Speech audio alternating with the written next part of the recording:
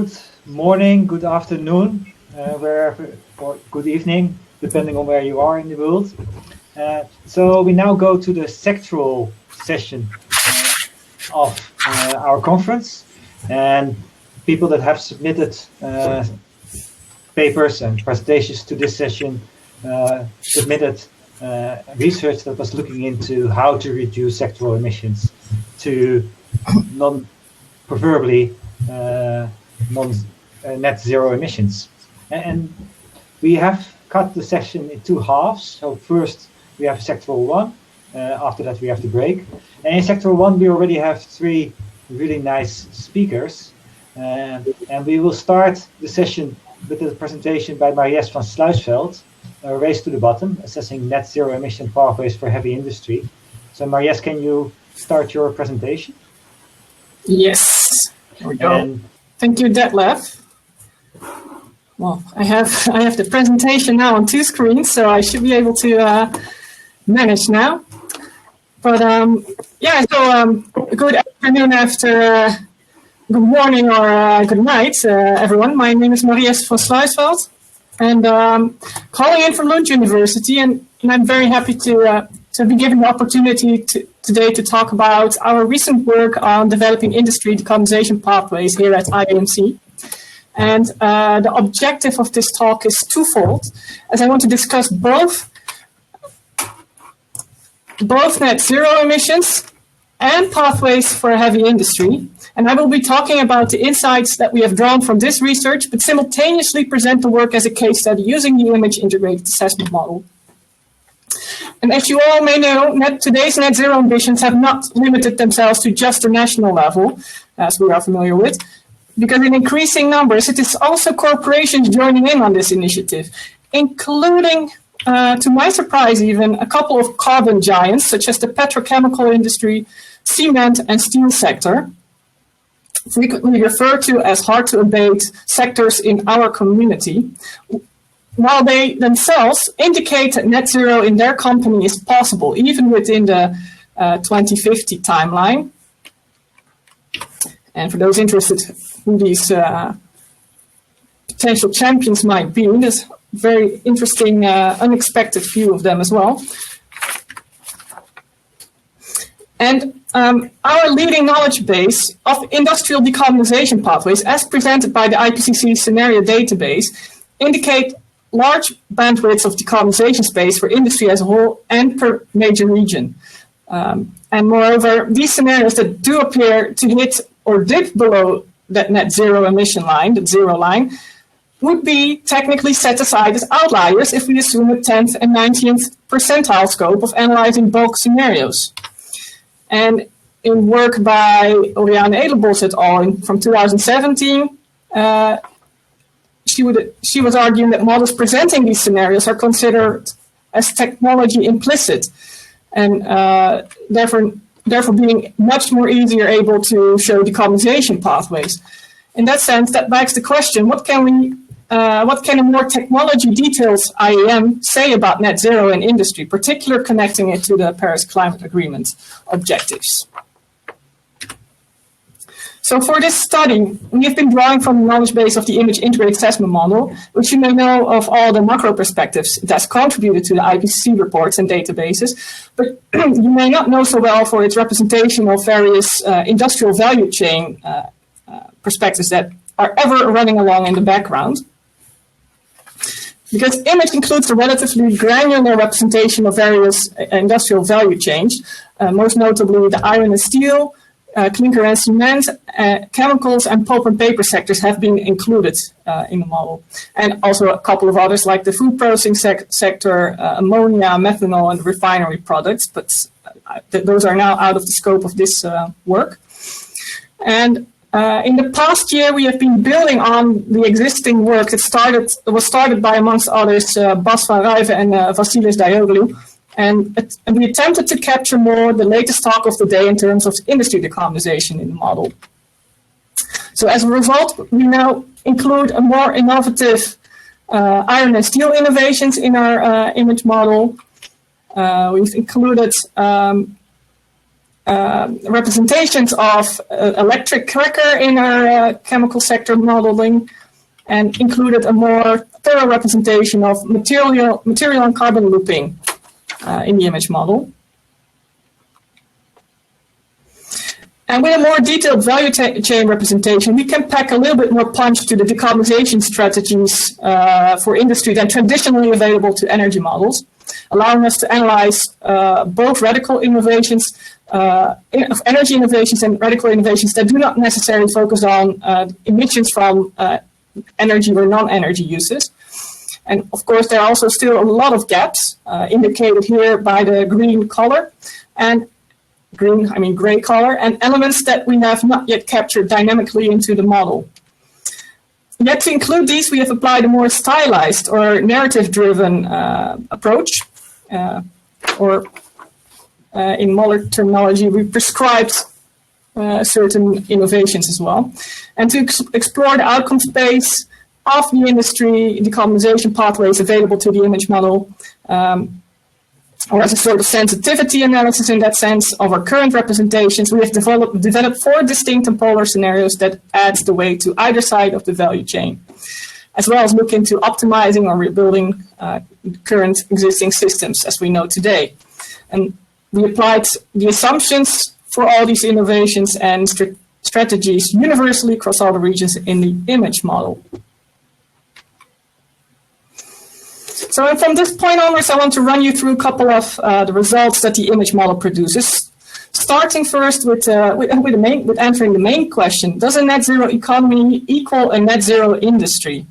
And to that, I want to say, well, no, the image model doesn't think so for the majority of the industry sectors. And although some technology pathways come close to rendering the regional industries net zeros, it is more likely that substantial emissions remain present in the economy, with the exception of the pulp and paper sector, which has obviously the advantage of being a bio-based industry from the start. And other industries may render a net zero pathway, but these are under very specific conditions and very much after 2050 as well.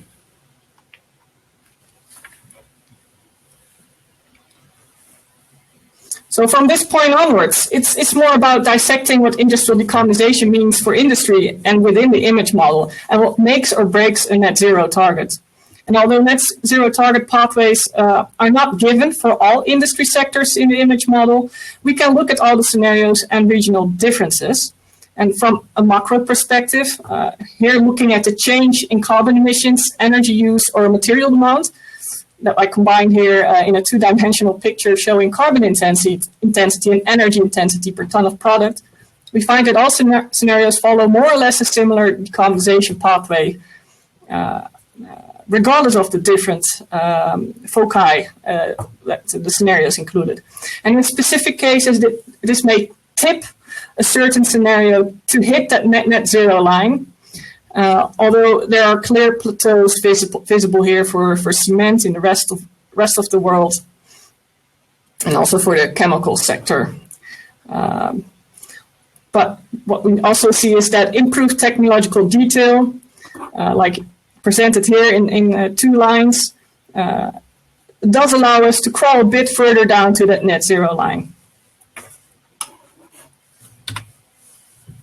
Similar for the actual decision strategies the model can make, here presented by ternary diagrams, which allow me to present the trajectory of model responses on a 3-axis plot. It's a bit tricky to read the actual shares in such a plot. I fully apologize for that, but it does allow you to quickly see in which direction these sectors move. And the closer it gets into a specific corner, the more dominant the strategy is. And interesting to point out here is that although regional differences are very much visible, the majority shows a variety of ranges that still combines a variety of like electricity, biofuel, and fossil fuel shares. And fossil fuels, they may remain in the system, but in several net zero pathways, specifically here for the iron and steel sector, fossil fuels are fully removed for this sector. And even also well beyond net zero pathways here are presented in the pulp and paper sector. And on a level of technology choice and innovation, the number of data points become a little bit more limited, and the results also more arbitrary, as I prescribe certain technology pathways for several of the industries. But what we see is that net zero industries mostly entail carbon capture and storage in cement predominantly. In the chemical sector, it's mostly the the electric cracker and biofeedstock that are potential contenders for rendering the industry net zero.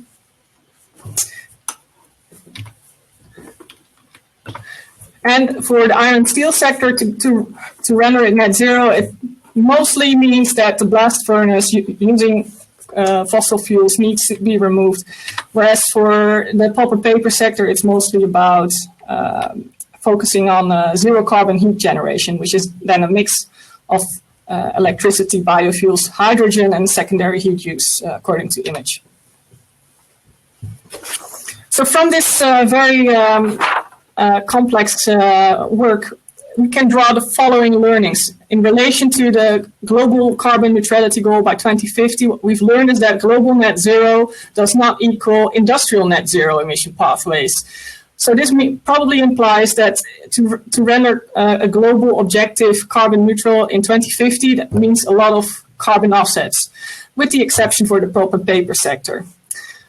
If you look at it from a net zero industry perspective, what we found in the image model is that fossil fuel use is probably there to stay. And this implies a large dependency on carbon capture and storage, for predominantly in cement, but also that there should be a greater focus on closing the carbon and material loops, particularly in the chemical sector. Or we have to really put strong efforts to replace existing infrastructures, as shown by the image model for the steel sector. And although there's long timelines for net zero pathways for industry, there's also very early on changes needed to kickstart going into that direction. Particularly carbon capture and storage is already in operation by 2025. And we've also seen that there's regional differences and opportunities depicted by the image model, which makes us to question, is like, should we maybe discuss regional opportunities here? For example, as I saw in the results is that there's very limited potential to fully decarbonize the cement sector in Europe. There was one pathway showing a very strong CCS oriented one, whereas the others were more likely to render this industry net zero. And then that begs me to question, should we produce cement in Europe?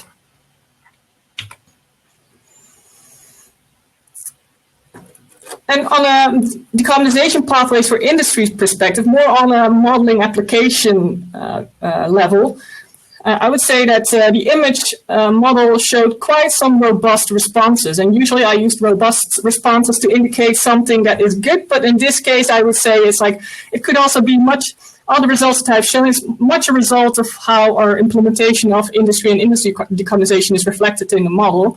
And in that sense, yeah, we pack a lot of punch there by implementing a lot of options there, but there is still limited or missing competition between various decarbonization strategies. It's also more focused towards production systems and upstream decarbonization, as opposed to more the downstream consumer potential that is down there. And it's very much focused on energy use. And there's also some limitations in how it connects to the other sectors in the model. So much of these caveats, I would say, lead us to show us the results as presented in this presentation. And therefore, I would say there's more research needed to really look at the role of industry in a carbon neutrality context. And that also implies, especially knowing now that there's some industries in the world there that are convinced that they can make it or that they can render their industry net zero by 2050. It also might be an interesting exercise to just see, okay, what does it need to render an industry net zero? And I was thinking maybe we could do that as a modeling team or through a multi-model intercomparison project. And there's also, I think, to underscore this, there's also really a need to really look at what's happening right now for these several industry sectors. And there's a lot of things happening. I think we could previously behind the argument that there was little data about innovations and not really knowing the quantitative data for cost or emission reductions. But I think there's now new momentum with the net zero initiative that really makes the industries present more of what they think is possible, and that we could all integrate, hopefully easily, in integrated assessment modeling as the first step is now presented by me via the use of the image model. Having said that, I would like to thank you for your attention, and I'm happy to follow up on any questions or answer any questions. Yes. So, thank you, Mariès. Yeah, people have the option to bring in questions into the Q&A part, and in addition to answering them live, there's also the option for the speakers to simply provide written answers. I haven't seen any questions yet into the Q&A, but I had a question myself. So you've presented 4 different strategies, and I think they were really nice. But and then you also concluded that it might not be possible to go to zero following any of these. So why not try to combine them? Yeah, so I indeed created 4 different kinds of scenarios that all covered a different aspect of a potential strategy that an industry could take. But I've also combined them in the model to see if that would add extra mitigation potential. But it's a bit difficult to implement a total package deal into the image model, particularly because of the prescribed assumptions that I've implemented in the model, which sometimes conflict with other of the assumptions inserted in the other scenarios. But yeah, obviously, one single direction of a strategy is not sufficient to really close the gap there. And I assume that the combination of all these 4 strategies is the ideal. But it's a little bit complex to analyze that with an integrated assessment model like image, I would say. Directly move to the presentation of Kimon, KERAMIDAS. So we move to the next sector, and that's the critical question: how to decarbonize aviation and maritime bunkers. Kimon, you have the floor. Okay, thank you. Hello, everyone. And yes, I will be talking about a modeling enhancement in our POLES model, where we try to tackle the issue of aviation and maritime bunkers. This is work that is ongoing. It hasn't been published yet, and I would like to acknowledge the contribution of my colleagues, Burkhard Schade and Stefan Chulvig. So why look at international transport? Well, it's a fast growth sector in terms of both energy consumption and emissions. Here you can see the energy consumption of transport and with maritime and aviation singled out. And not only is the energy consumption of these sectors growing, but also their share in the total transport energy demand is growing. And in terms of emissions growth, well, the aviation and maritime's growth is faster than the average total CO2 energy emissions growth. Also, these sectors have in the past not been modeled in a high level of detail. So the point of this exercise was to enhance their representation in an energy system model, namely POLES, which is a partial equilibrium model that is global and describes the world in 66 regions with a full energy system coverage. And the results of this model are being used in the Global Energy and Climate Outlooks series of publication by GRC. So what I will be presenting now are results from the upcoming GECO 2020 set of scenarios that should be published soon, meaning December or January. So I will be going through the methodology that we used for this and some results.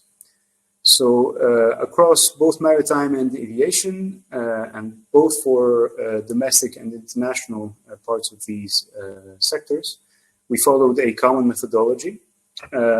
starting from the main drivers of our model, macroeconomic drivers of population and GDP.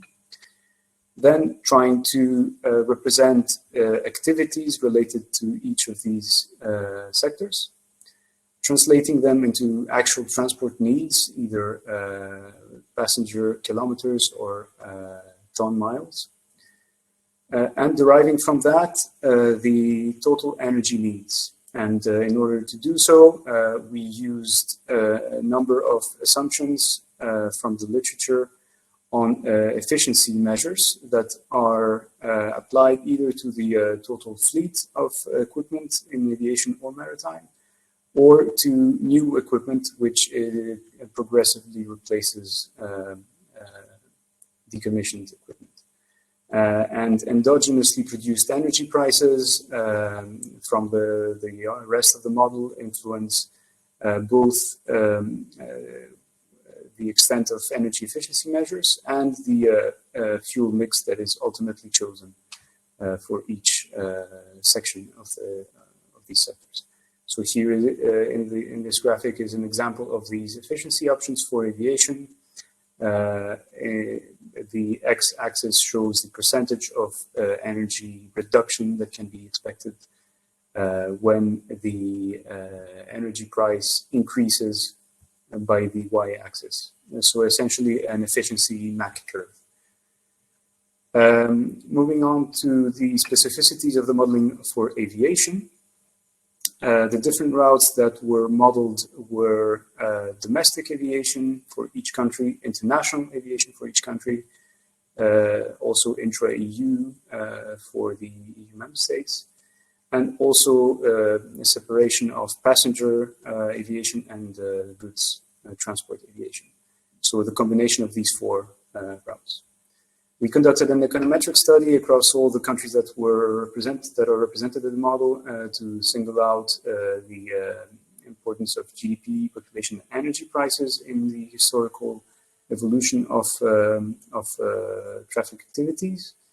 And we obtained a residual trend that we progressively reduced to zero across time in this econometric representation.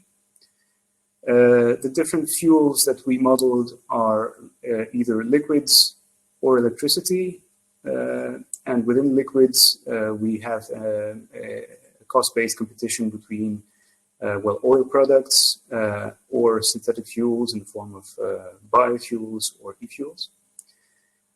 We also considered hydrogen that might come as a later enhancement of the modeling.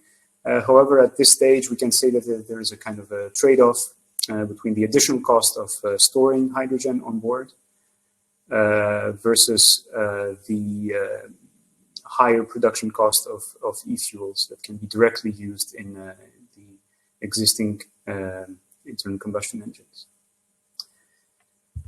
More specifically for electric-powered aircraft, which is an innovation in our modeling, their penetration really depends on the weight of batteries. This is a limiting factor. So what we did is conduct a study of the distances traveled for passenger and for freight, for domestic and for international across the regions that we model. And plotted these graphs where we have distances versus the cumulative amount of activity that is covered. So as the energy density of battery evolves over time, we can see that the electric aircraft can cover a higher percentage of flights for each route. Of course, a higher share in domestic versus international. And we use this information in our projections. Of course, the assumption here is that the structure of activity, the origin, destination, distribution does not change over time. This is based on historical data. Moving on to results for aviation specifically. We'll be presenting some results from 3 main scenarios. I won't go into the detail of them. Very quickly, the baseline represents a no-COVID scenario.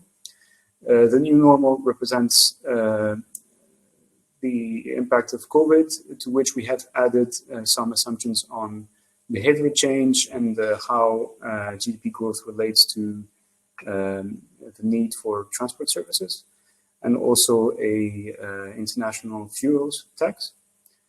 And third, a 1.5 degree scenario with a high carbon price to reduce emissions globally.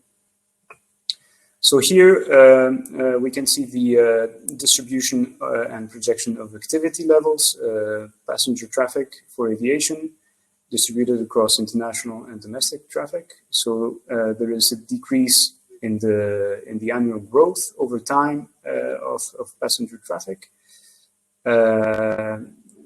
that can be expected also in other studies.